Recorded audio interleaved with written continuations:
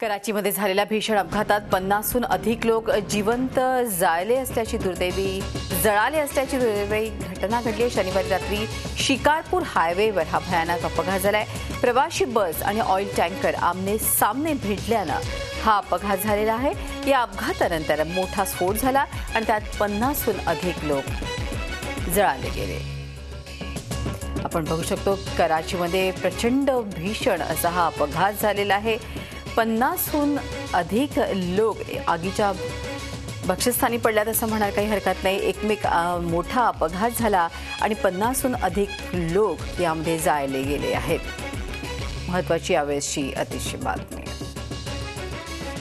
कराचीत झालेल्या भीषण अपघातात 50हून अधिक लोक जिवंत जाळले गेलेले असल्याची दुर्दैवी घटना घडली आहे। शनिवारी रात्री शिकारपूर हायवेवरती हा भयानक अपघात झालेला आहे आणि त्यातच हा एक मोठा अपघात। प्रवासी बस आणि ऑइल टँकर आमने सामने भिडल्यानं हा अपघात झाला।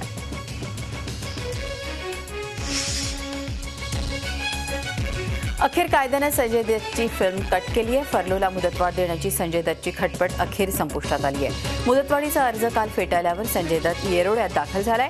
डिसेंबर महिन्याच्या अखेरच्या आठवड्यात फरलोवर संजय दत्त येरोडा तुरुंगातून बाहेर आला होता।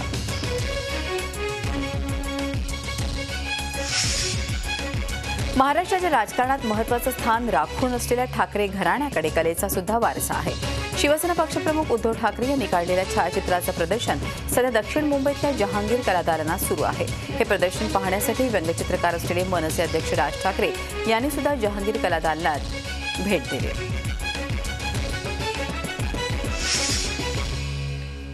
महाराष्ट्रातल्या दुष्काळग्रस्तांना लवकरात लवकर मदत जाहीर करू असं आश्वासन केंद्रीय गृहमंत्री राजनाथ सिंग यांनी राज्याचे मुख्यमंत्री देवेंद्र फडणवीस यांना दिलं आहे। राजनाथ सिंग यांच्या अध्यक्षतेखाली समिती या संदर्भात नियुक्त करण्यात आली आहे। त्याचबरोबर राज्यातल्या नक्षलग्रस्त भागात आयटीबीपीच्या पलटणींची संख्या वाढवावी अशी विनंतीही मुख्यमंत्र्यांनी केंद्रीय गृहमंत्र्यांना केली आहे। कृषीप्रधान देशातील शेतकऱ्यांची व्यथा बिकट असल्याची खंत जलसंपदा मंत्री गिरीश महाजन यांनी जळगावात व्यक्त केली आहे। कुणाची नाही एवढी बिकट अवस्था शेती आणि शेतकऱ्यांची झाली आहे। हे सगळं बदलायचं असल्यास शेतीत काम करणाऱ्या संस्थांनी विकासासाठी पुढाकार घेण्याचं आवाहन देखील त्यांनी केलं आहे।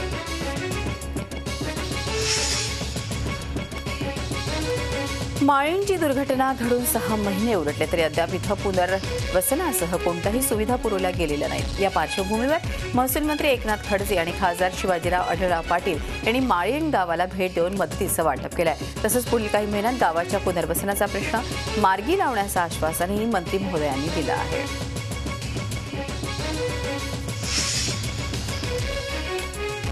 कोकण रेल्वे मार्गावर सातत्याने होणारे अपघात हे निश्चित गंभीर असून यातून कोकण रेल्वेला बाहेर काढण्यासाठी रेल्वे रुळाची दुरुस्ती करणं आवश्यक आहे असं मत केंद्रीय रेल्वे मंत्री सुरेश प्रभू यांनी व्यक्त केलं आहे। कोकण रेल्वेनं 25 वर्ष पूर्ण केली असल्यानं दुरुस्ती आवश्यक असल्याचं त्यांनी सांगितलं। राजकारणात यायचं असेल तर एक ध्येय आणि उद्दिष्ट समोर ठेवा असा सल्ला केंद्रीय परिवहन मंत्री नितीन गडकरी यांनी विद्यार्थ्यांना दिला आहे।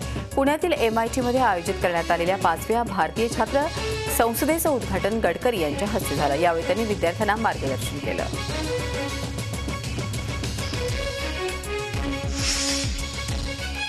राज्य मंत्रिमंडळाच्या विस्तारात रिपाईला मंत्रिपद मिळण्याची शक्यता वर्तवली जाते। याच पार्श्वभूमीवर रिपाई अध्यक्ष रामदास आठवले यांचं नाव चर्चेत आहे। मात्र राज्यात परतण्यास रस नसल्याचं आठवलेंनी म्हटलंय।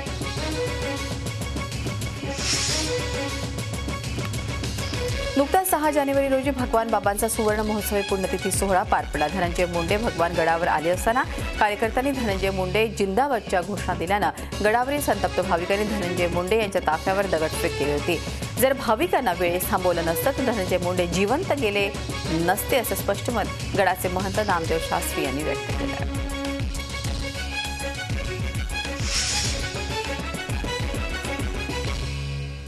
परभणी जिल्ह्याचा पालकमंत्री होण्याची मनातील इच्छा राज्याचे पाणीपुरवठा आणि स्वच्छता मंत्री बबनराव लोणीकर यांच्या बोलण्यातून पुढे आलेली आहे। पालकमंत्री व्हावं म्हणून पक्षभेद विसरून जिल्ह्यातील सगळ्याच आमदारांनी माझी शिफारस केली असल्याचं त्यांनी सांगितलं।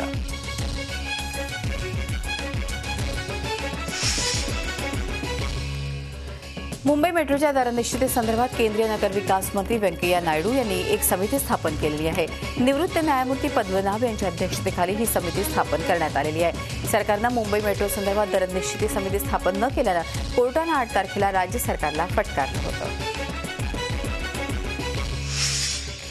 पिंपरी चिंचवडमधील कोलमडलेल्या हिंदुस्थान अँटीबायोटिक्स अर्थात HA कंपनीला 2 महिन्यात पुन्हा उभी करू अशी ग्वाही केंद्रीय रसायन आणि खत राज्यमंत्री हंसराज अहिर यांनी दिली आहे। यासाठी केंद्रीय अर्थमंत्री अरुण जेटली यांच्यासोबत चर्चा करून येत्या 10 दिवसात कंपनीबाबत सकारात्मक निर्णय घेतला जाईल असंही त्यांनी म्हटलं आहे। दिवा स्टेशनवरील फास्ट लोकल थांबणार आहे या दृष्टीनं कार्यवाही करण्याचे आदेश रेल्वेमंत्री सुरेश प्रभू यांनी अधिकाऱ्यांना दिले आहेत। याशिवाय वर्षानुवर्ष रखडलेल्या आणि ठाणेकरांच्या अत्यंत जिव्हाळ्याच्या असलेल्या विस्तारित ठाणे स्थानकाच्या तसंच सॅटिस 2 या प्रकल्पांना रेल्वेमंत्र्यांनी हिरवा कंदील दाखवला आहे।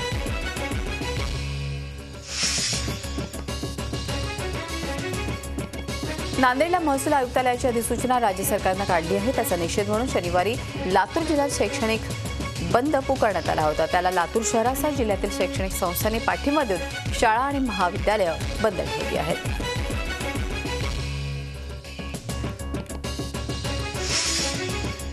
विदर्भातील युवकांसाठी भारतीय लष्कर भरतीची 9 दिवस चालणारी मोहीम चंद्रपुरात सुरू झाली आहे।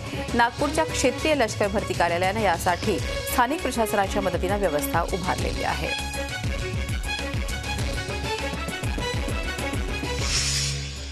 12वीच्या प्रात्यक्षिक परीक्षेत पैसे देऊन पास करण्याचं एक रॅकेट नागपूर जिल्ह्यातील ग्रामीण भागात उघडकीस आलं आहे। नागपूर जिल्ह्यातील रामटेक येथील समर्थ कनिष्ठ महाविद्यालयात हे रॅकेट उघडकीस आलं असून या प्रकरणात एका शिक्षकाला विद्यार्थ्याकडून पैसे घेताना रंगेहात पकडलं आहे।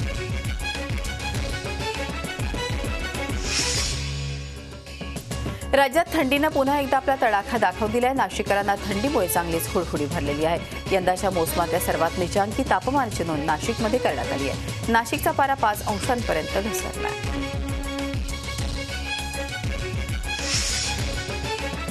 नाशिककरांना आजचा दिवस पाण्याचा काटकसरीनं वापर करावा लागणार आहे। आज सकाळी शहराच्या बहुतांश भागातील पाणी पुरवठा बंद राहण्याची शक्यता आहे। गंगापूर धरणाजवळील पंपिंग स्टेशन दुरुस्ती होणार आहे, त्यामुळे नाशिककरांना पाण्याची गैरसोय होणार आहे।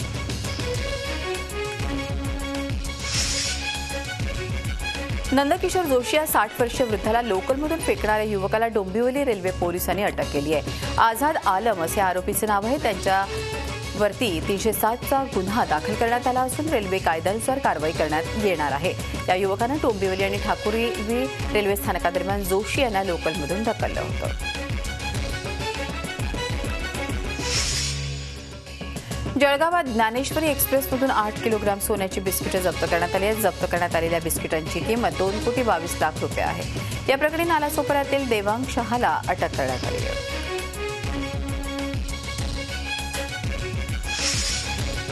उल्हासनगरमधल्या एका भूमाफियानं एका गरीब वडेवाल्याची जमीन हडप केल्याचा प्रकार उघड झालेला आहे। त्यासाठी भूमाफियानं एका महिलेस मयत व्यक्तीची पत्नी बनवून कोट्यवधी रुपयांची जमीन लाटल्याचा प्रताप केला आहे। तक्रारदार प्रेम गुरदासानी याला आजोबांच्या नावानं आशाळे आणि वाडेघर या गावात जमीन असल्याचं माहिती नव्हतं।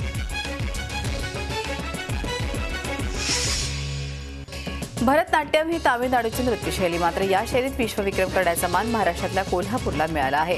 तपस्या सिद्धी कला अकादमीची नृत्यांगना संयोगिता पाटील हिच्यासह महाराष्ट्रातील 2000 नृत्यांगनांनी एकाच वेळी नृत्यसंस्कार पदन्यास करून हा विश्वविक्रम साकारलेला आहे। या नृत्याची नोंद गिनीज बुक ऑफ वर्ल्ड रेकॉर्डमध्ये देखील घेण्यात आलेली आहे।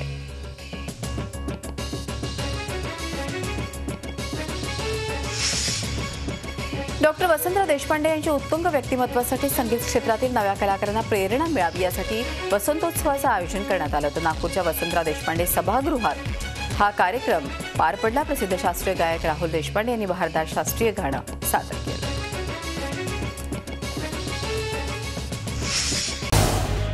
झी 24 तास रहा एक पाऊल पुढे।